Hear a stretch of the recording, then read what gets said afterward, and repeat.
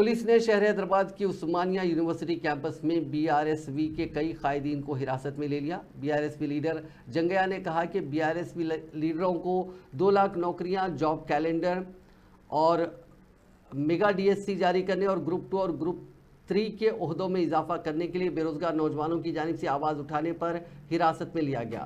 Campus में खासतौर पर आर्ट्स कॉलेज में डीएससी इम्तिहान मुलतवी करने के मुतालबात करने वाले मुजाहिरीन के खिलाफ कार्रवाई की जा रही है।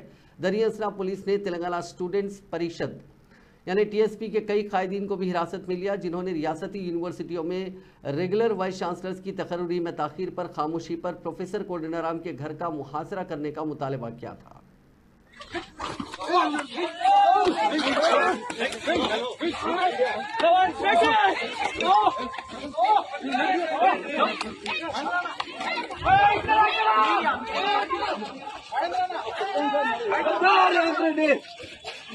వెంటనే తప్పకుండా 20,000 పోస్టులు అలాగే చూపలేదు.